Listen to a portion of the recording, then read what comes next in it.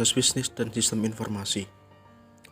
Secara garis besar, proses bisnis ialah kumpulan kegiatan yang dibutuhkan untuk menghasilkan suatu produk atau jasa. Kegiatan ini juga didukung oleh aliran material, informasi, pengetahuan dari berbagai pihak yang terlibat dalam proses bisnis.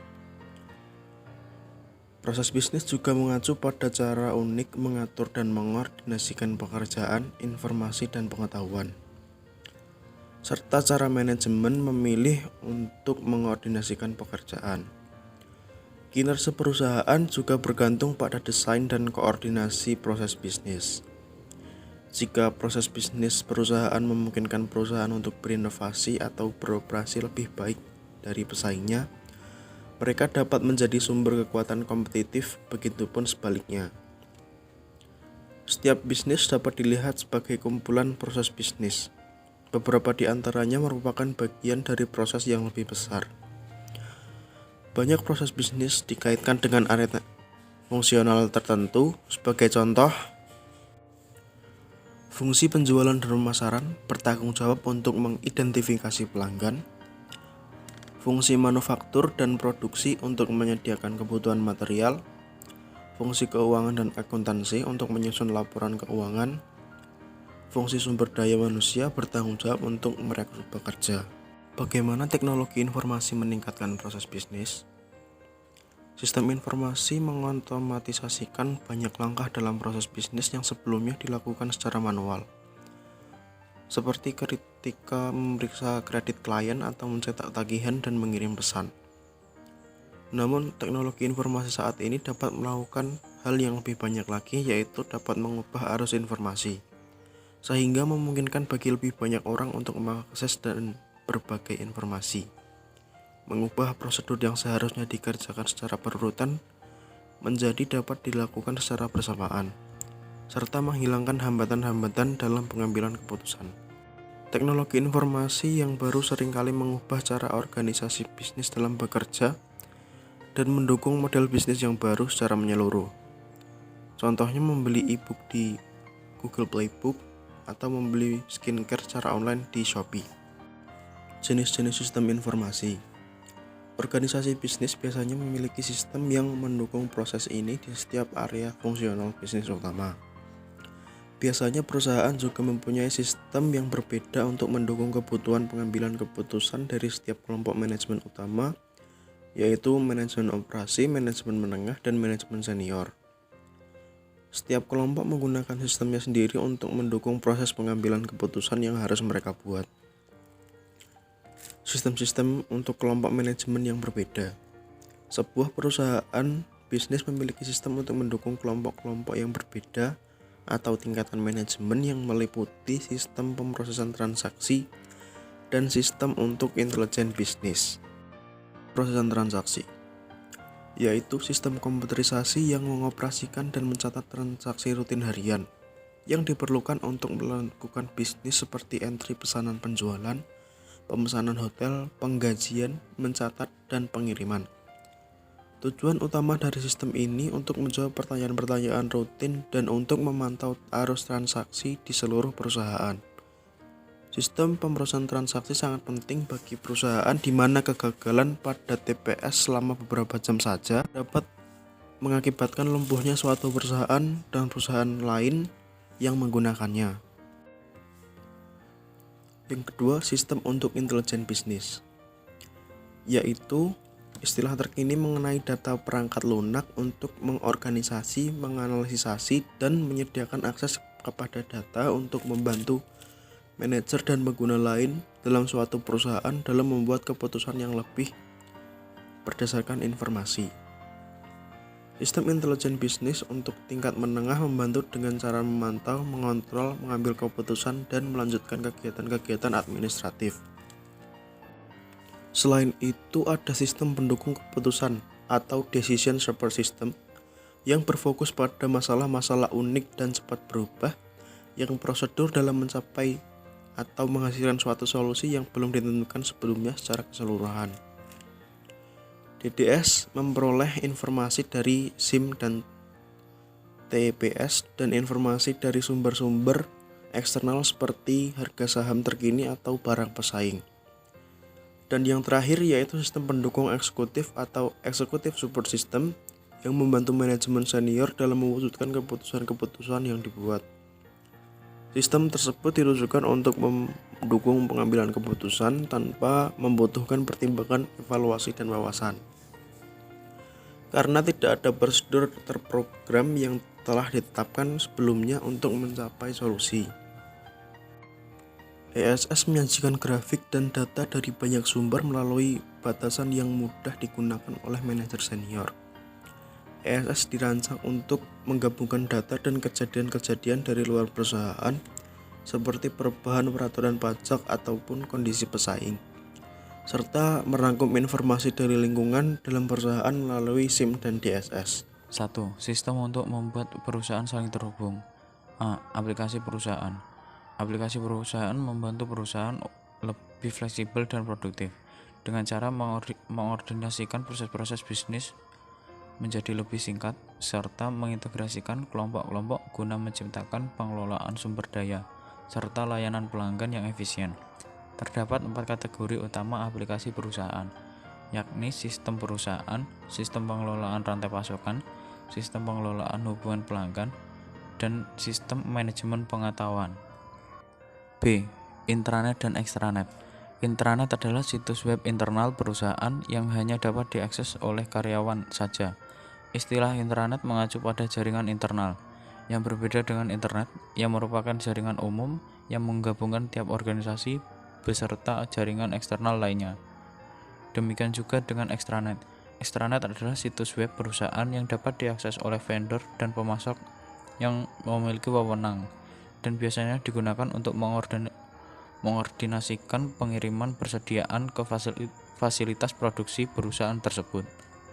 2. E-business, e-commerce, dan e-government.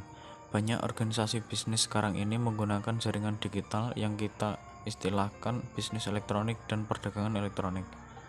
Bisnis elektronik mengacu pada penggunaan teknologi digital dan internet untuk menjalankan proses-proses bisnis utama dalam suatu perusahaan. E-bisnis meliputi aktivitas pengelolaan internal dalam suatu perusahaan serta kegiatan koordinasi dengan pemasok dan rekan bisnis lainnya. Kelebihan e-bisnis yaitu aksesnya mudah, lebih tepat sasaran, dan tidak membutuhkan modal besar. Kekurangan e-bisnis: tidak ada pertemuan dengan konsumen secara langsung, resiko penipuan lebih tinggi dibandingkan bisnis lainnya, dan masalah koneksi. Selanjutnya, e-commerce. E-commerce adalah bagian dari e-bisnis yang berhubungan dengan kegiatan jual beli barang atau jasa melalui internet.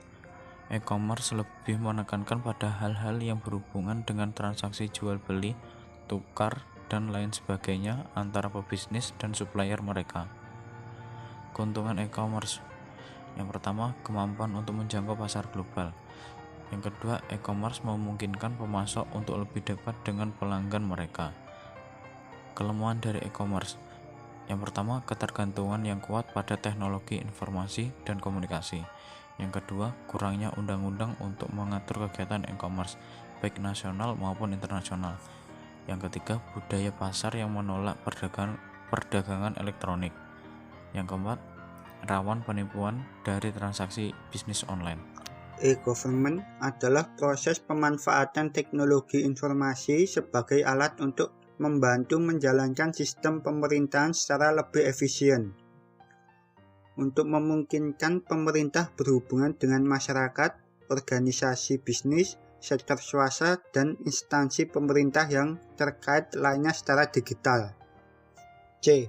Sistem untuk kolaborasi dan bisnis jejaring sosial. Sistem informasi tidak dapat membuat keputusan, merekrut atau memecat karyawan, menandatangani kontrak, dan menyetujui kesepakatan. Oleh karena itu, organisasi bisnis memerlukan sistem khusus untuk mendukung kerjasama dan kerja tim. 1. Kolaborasi dan jejaring sosial. Kolaborasi adalah bekerja bersama-sama dengan orang lain untuk mencapai tujuan bersama yang jelas. Kolaborasi berfokus pada penyelesaian tugas ataupun misi, dan biasanya digunakan pada organisasi bisnis atau organisasi lainnya. Saat ini, kolaborasi dan kerjasama tim menjadi lebih penting dibandingkan sebelumnya karena berbagai alasan.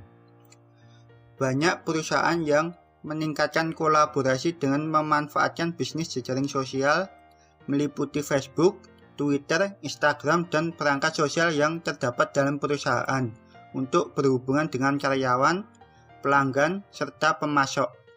Tujuannya untuk memperdalam interaksi dengan kelompok-kelompok dari dalam dan luar perusahaan. 2. Membangun budaya dan proses yang kolaboratif. Di dalam perusahaan bisnis, kolaborasi tidak dapat terjadi secara spontan.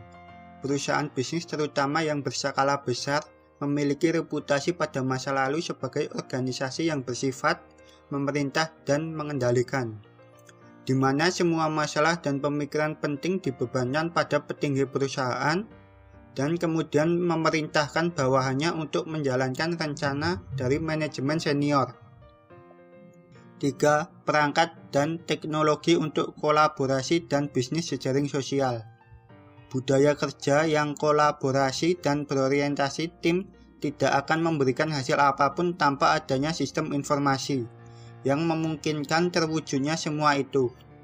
Ratusan perangkat dirancang untuk berhubungan dengan hal itu, meliputi pesan instan, wiki, virtual world, platform kolaborasi dan bisnis jejaring sosial, virtual meeting system, Google Apps atau Google Sheet, Microsoft SharePoint, Lotus Notes, dan perangkat jejaring sosial dalam perusahaan. Fungsi sistem informasi di dalam bisnis. Hampir di setiap perusahaan, bahkan yang terkecil sekalipun, pasti memiliki departemen sistem informasi. Departemen sistem informasi adalah kelompok resmi dalam struktur organisasi yang bertanggung jawab dalam memberi jasa atau pelayanan di sektor teknologi informasi. Departemen Sistem Informasi bertanggung jawab memelihara perangkat keras, perangkat lunak, penyimpanan data, dan jaringan yang mencangkup keseluruhan infrastruktur IT yang dimiliki perusahaan. 1. Departemen Sistem Informasi. Departemen Sistem Informasi terdiri atas para spesialis seperti pemrograman, analisis sistem, pemimpin proyek, manajer sistem informasi, direktur keamanan, dan pengguna user. 2. Pengorganisasian fungsi sistem informasi. Terdapat banyak jenis organisasi bisnis dan terdapat banyak cara bagaimana fungsi teknologi informasi disusun dalam perusahaan tersebut. Perusahaan yang kecil tidak akan memiliki kelompok sistem informasi yang formal. Mungkin perusahaan tersebut hanya memiliki satu orang karyawan yang bertanggung jawab memelihara jaringan dan menjalankan aplikasinya, atau menggunakan jasa konsultan dalam melakukan pekerjaan ini. Perusahaan yang lebih besar memiliki departemen sistem informasi yang tersendiri, yang diatur melalui cara-cara yang berbeda, tergantung sifat dan kepentingan perusahaan. Penutup. Kinerja perusahaan komersial bergantung pada desain dan koordinasi proses bisnisnya, dan proses bisnis perusahaan dapat menjadi sumber inovasi atau daya saing dalam operasi. Seiring dengan kematangan teknologi, sistem informasi terus berkembang, sehingga memudahkan perusahaan untuk berkomunikasi antara manajer dan manajer eksternal, sehingga munculnya sistem kolaborasi dan layanan jejaring sosial.